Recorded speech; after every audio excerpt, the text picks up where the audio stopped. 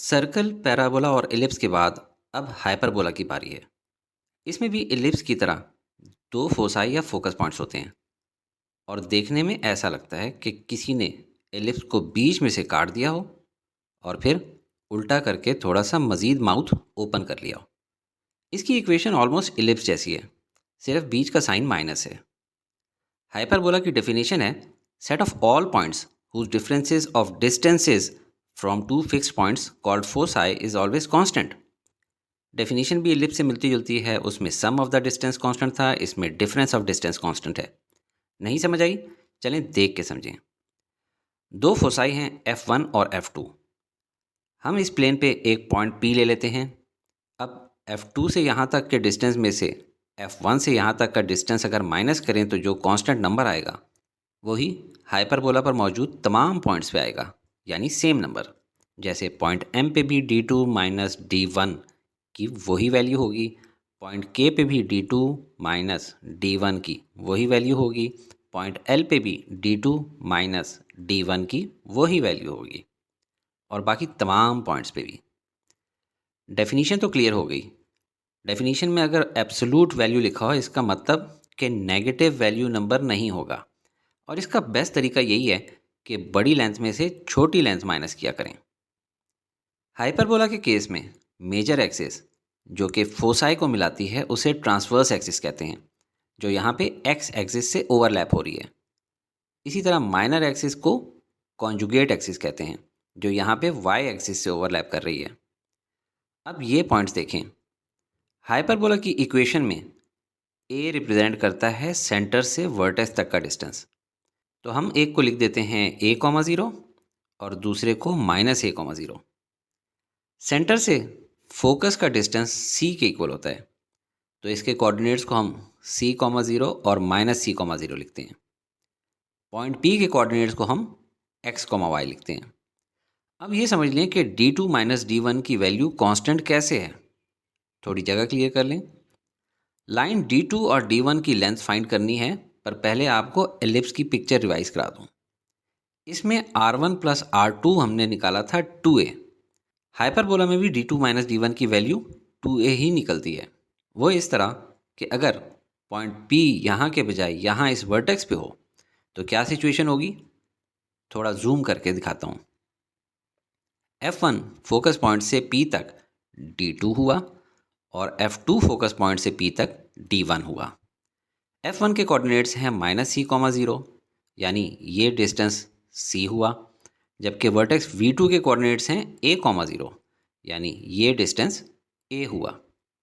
Overall D2 minus D1 में D2 हुआ C plus A, जबकि minus sign as it is. अब D1 calculate करना है, वो होगा ये डिस्टेंस यानी कि C, और इसमें से ये डिस्टेंस A माइनस कर देंगे। इतना हिस्सा तो एज इट इज़ आया। नेगेटिव साइन की वजह से अंदर के साइंस चेंज हो जाएंगे, +C और -C कैंसिल हो गए, पीछे बचा 2a। आप डायरेक्ट भी ये इक्वेशन लिख दें तो चलेगा, लेकिन कॉन्सेप्ट होना ज़रूरी था। अब हम इस इक्वेशन को डिराइव करते हैं, जिसके लिए हमने D1 और D2 की लेंथ फाइंड करनी है। तो पहले किसी भी 2 पॉइंट्स A और B के बीच लेंथ फाइंड करने के लिए डिस्टेंस फार्मूला जहन में लाएं।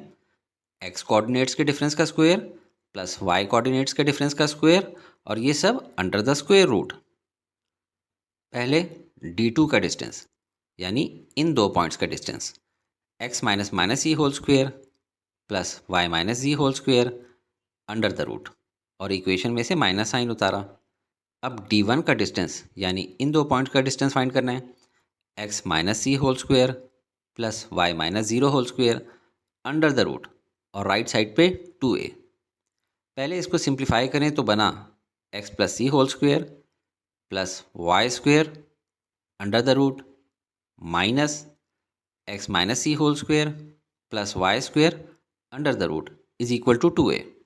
अब हमने स्क्वायर रूट से जान छुड़ानी है, पर दोनों साइड्स पर होल स्क्वायर लगाएं तो लेफ़्ट वाली साइड बहुत बड़ा सोल्यूशन मांगती है, क्योंकि a minus B whole square की तरह लेफ्ट हैंड साइड को जब ओपन करेंगे तो a स्क्वायर से तो स्क्वायर रूट ख़त्म हो जाएगा, b स्क्वायर से भी स्क्वायर रूट ख़त्म हो जाएगा, मगर -2ab मज़ीद कॉम्प्लेक्स हो जाएगा।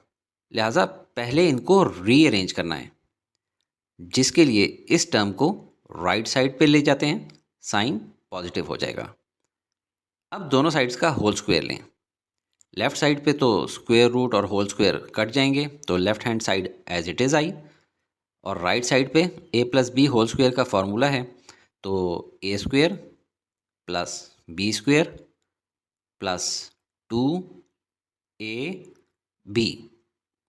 बोथ साइड्स पे वाई स्क्वायर मौजूद है, तो वो कैंसिल हो जाएगा। अब इस टर्म पे a plus B whole square का फॉर्मूला लगाएं तो बना X square plus 2xc plus सी स्क्वायर। राइट साइड पे 4a square as it is आया। अब इस टर्म पे a minus B whole square का फॉर्मूला लगाएं तो बना X square minus 2xc plus सी स्क्वायर, और इस टर्म से बन गया plus 4a under the root same thing. अब फिर दोनों साइड्स की similar terms X square cut जाएंगी और सी स्क्वायर भी। लेफ्ट हैंड साइड पे ये बचा और राइट हैंड साइड पे ये। इस माइनस 2xc को लेफ्ट साइड पे ले जाएं तो 2xc प्लस 2xc बना 4xc, बाकी एज इट इज़ उतार लें। अब तीनों टर्म्स में 4 मौजूद है, लिहाजा अगर कंप्लीट इक्वेशन को 4 से डिवाइड करें तो ये शेप आ जाएगी। थोड़ी मज़ीद जगह क्लियर कर लेते हैं और इसको ऊपर ले जाते हैं। अब भी स्क्वायर रूट से जान छुड़ानी है, पर आसानी के लिए पहले इसको लेफ़्ट साइड पे ले जाते हैं। अब दोनों साइड्स का होल स्क्वायर लें। लेफ्ट हैंड साइड पे a minus B whole square का फॉर्मूला लगा x square c square plus a raise to power 4 minus 2a raise to power 2xc। Right side पे a स्क्वायर बना, जबकि square root whole square से cancel हो जाएगा, तो ये आ गया। अब इस वाले x माइनस सी होल स्क्वायर को ओपन करें तो बना X square minus 2xc plus सी स्क्वायर। अब इस a स्क्वायर को ब्रैकेट के अंदर मौजूद चारों टर्म से मल्टीप्लाई करें तो ये बन जाएंगी a square x square minus 2a square x c plus a square c square plus a square y square, और ये सब एज इट इज़। जो टर्म दोनों साइड्स पे सेम है वो कैंसिल हो जाएंगी।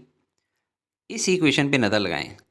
x और y वेरिएबल लेफ़्ट पे लाने हैं, लिहाजा जिस टर्म में x और y वेरिएबल है उसको हम लेफ़्ट पे ले आएंगे। X square c square minus a square x square minus a square y square, जबकि जिस जिस टर्म में सिर्फ कांस्टेंट है उसे हम राइट पे ले जाएंगे। a square c square minus a raise to power 4। अब एक्स स्क्वायर वाली टर्म्स में से एक्स स्क्वायर कॉमन निकाल लें, ये चीज़ एज इट इज़ आई, और राइट साइड पे a स्क्वायर कॉमन निकाल सकते हैं, तो अंदर बचा सी स्क्वायर माइनस a स्क्वायर। क्योंकि हमें राइट साइड पे सिर्फ 1 रिक्वायर्ड है, इसलिए हम a square into c square minus a square से इक्वेशन की हर टर्म को डिवाइड कर देते हैं। पहली टर्म में C square minus a square cancel हो गए, दूसरी टर्म में a स्क्वायर, और राइट हैंड साइड पूरी कैंसिल हो गई। थोड़ी जगह क्लियर कर लूँ और लास्ट लाइन को साफ साफ लिख लूँ। अब अगर आपको ट्रिग्नोमेट्री की मदद से ना भी पता हो, फिर भी आप ज़ुबानी लिख सकते हैं कि using trigonometry of hyperbola c square minus a square is equal to b square, और यूँ आपने हाइपरबोला की इक्वेशन डिराइव कर ली है। वैसे इस इक्वेशन को आप रीअरेंज करके यूँ लिखें, C square is equal to a square plus b square. कैसे? जिस तरह एलिप्स के बारे में हमने पाइथागोरस थ्योरम की मदद से समझा था कि b square plus C square is equal to a square, अब कुछ उसी तरह से हाइपरबोला समझते हैं। हम इस पिक्चर पे काम कर रहे थे। सेंटर से वर्टेक्स तक का डिस्टेंस को हम a कहते हैं, चाहे राइट साइड पे हो या लेफ़्ट साइड पे।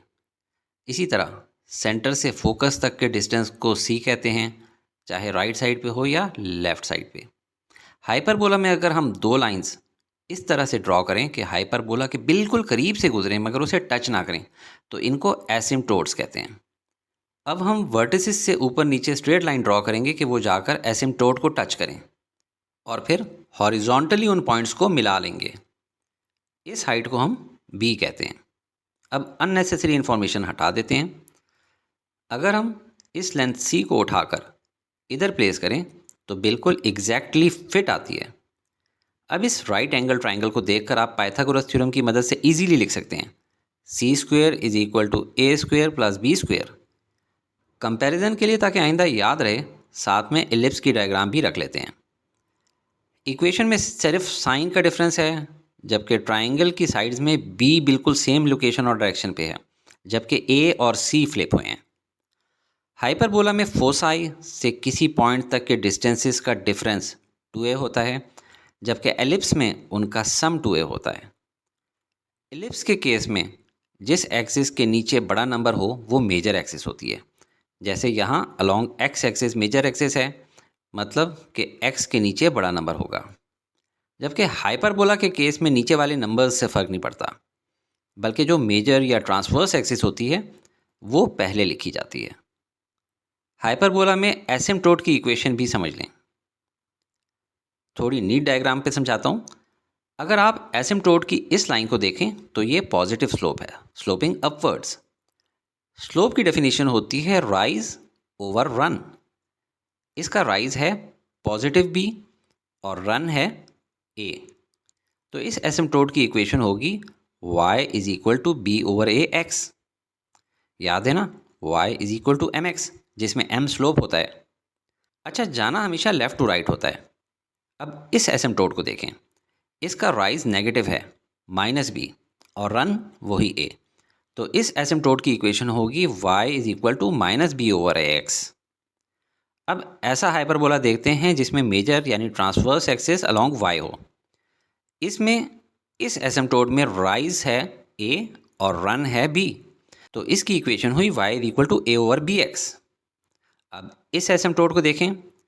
इसका राइज नेगेटिव है माइनस ए और रन वही b। तो इस एसिम्प्टोट की इक्वेशन होगी y is equal to minus a over b x. Finally हमने सर्कल, पैराबोला और एलिप्स के बाद हाइपरबोला की इक्वेशन भी डिराइव कर ली है और की कॉन्सेप्ट्स भी समझ लिए हैं।